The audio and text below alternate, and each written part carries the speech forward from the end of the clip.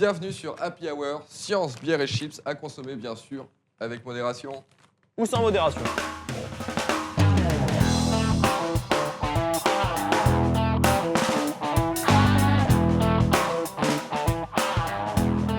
Créatures obscures, humour et hémoglobine, la question que tout le monde se pose bien évidemment. Les vampires, existent-ils? Bah ouais. D'ailleurs, Wikipédia nous dit qu'ils existent. Hein. Très bonne source. Dracula, par exemple, inspiré d'un livre de Bram Stoker, lui-même tiré de deux personnages ayant vraiment existé, hein, Vladimir II, alias Dragon, Draculia en fait en roumain, et son fils, Vladimir III, l'Empaleur. Alors l'Empaleur, hein, pour qu'on soit bien clair, c'est un mec, quand les autres étaient pas d'accord avec lui, hein, il prenait un gros piquet bien pointu, il les plantait dedans histoire de les faire changer d'avis. Voilà, hein. Ça devait être sympa les repas de famille quand même à cette époque. Qu'est-ce tata? Bine ca Big Mac. O da, desirar, voi mânca după mea. Nu sunt de acord. Il y a eu beaucoup de films faits sur les vampires. Moi j'aime bien celui de Coppola, réalisé en 1992. Bon, sinon il y en a plein d'autres. Hein. Il peut y avoir par exemple Twilight. Alors, non. N'importe lequel sauf Twilight, non, parce que déjà, Twilight, les vampires brillent le jour. Quand même, c'est quand même pas méga crédible. Et en plus, non mais regardez le héros, non mais Edouard, vieille chicot, décerne, complètement peine brochée, franchement, le charisme d'une huître, il est trop moche. Non mais il est trop moche. Il est trop moche. À ce jour, il existe 170 films de vampires différents. Tous boivent du sang et certains peuvent se transformer en d'autres animaux tels que la chauve-souris par exemple. En même temps, tu crois qu'un homme chauve-souris c'est crédible? Ah ouais. Chips. Bon, ok, laissons Batman et revenons au film de Coppola. Je voulais quand même rappeler qu'il y a certains passages du film qui sont vraiment sympathiques, hein, où l'on y voit le vampire comme une créature dominante, qui contrôle l'esprit de ses victimes dans l'unique objectif, pour vivre bien de se procurer de sang frais, humain, et puis... Regardez la vérité. Eh Fanche, deux fautes, hein. Premièrement, les vampires ne boivent pas du sang humain, ils boivent plutôt du sang de vache ou d'oiseau. Et surtout, ils le boivent quand même pas de manière aussi sexy, hein. Ouais, ok, alors pour revenir à la science, eh bien un vampire possède une bouche, des yeux, un squelette interne avec 4 membres pour se déplacer, des poils, des mamelles, un patagium qui est en réalité bien une main ailée, et l'on arrive à, en fait, un vampire c'est une chauve-souris. Bon. Bon alors je recommence, il existe en effet 3 espèces de chauves-souris qui se nourrissent de sang. D'ailleurs ces créatures que l'on retrouve en Amérique du Sud ou centrale, rassurez-vous, profitent souvent du sommeil de certains mammifères pour s'y approcher disons plus facilement.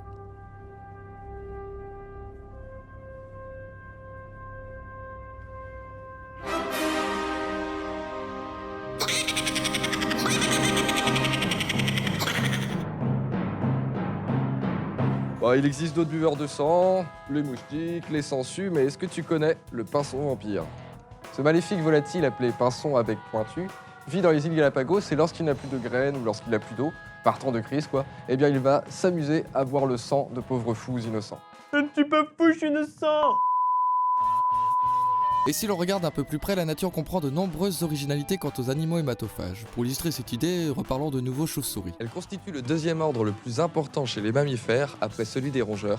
Les chauves-souris sont aussi capables de réaliser un vol actif, alors que chez les autres mammifères, comme les écureuils volants par exemple, eh bien, on va avoir un vol passif. Elles peuvent avoir différentes tailles, allant de 3 cm tenant dans la paume de la main jusqu'à 1,5 m d'envergure. Vous pouvez retrouver des chauves-souris aussi bien dans des forêts que dans des prairies, que dans des grottes ou encore des villes. Leur régime alimentaire est extrêmement diversifié. Certaines espèces vont manger des insectes, d'autres des fruits, d'autres du nectar de fleurs ou encore du sang comme on l'a vu auparavant. D'ailleurs c'est bien dommage, si vous cherchez un super anti-moustique, la chauve-souris 600 moustiques heure, garantie sans pesticides. Hein. Oula, je devrais peut-être en adopter une moi. Une étude publiée dans Science en 2011 a démontré qu'une maladie qui affecta toutes les chauves-souris quasiment d'Amérique du Nord avait causé la perte, tiens-toi bien, de près de 3,7 milliards de dollars par an de production agricole. En gros, tes chips. En termes de rôle écologique, les chauves-souris vont avoir un rôle important dans la reproduction de certaines espèces végétales telles que le cactus ou encore le baobab. Vous savez que de nombreuses menaces pèsent sur les chauves-souris à travers le monde? Pollution lumineuse, dérangement lors de l'hibernation ou encore utilisation d'insecticides? Du coup, absolument toutes les chauves-souris sont protégées en France. Eh mais reviens! Ah,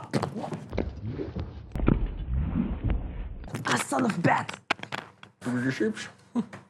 Les chauves-souris ne se cognent pas dans les murs et encore moins dans les tables basses, n'est-ce pas, Frédéric? Puisqu'elles sont dotées d'un système d'écolocation. Alors l'écolocation, c'est quoi? Vous avez une chauve-souris qui va envoyer via ses cris des ultrasons en permanence. Ces ondes vont rebondir sur les obstacles et en fonction du temps d'aller-retour de ces ondes, eh bien, elles vont pouvoir apprécier la distance et ainsi éviter l'obstacle. Sans être relou, hein. Les dauphins et les baleines aussi ont un sens de l'écolocation. Oui, mais les chauves-souris ont encore un super pouvoir en plus. These infrared eyeglasses really work, Batman. I can see perfectly in the dark. Eh ouais Robin, nos terribles vampires disposent également d'une vision infrarouge, autrement dit d'un capteur thermique leur permettant de différencier le chaud du froid et donc de repérer plus facilement leurs victimes.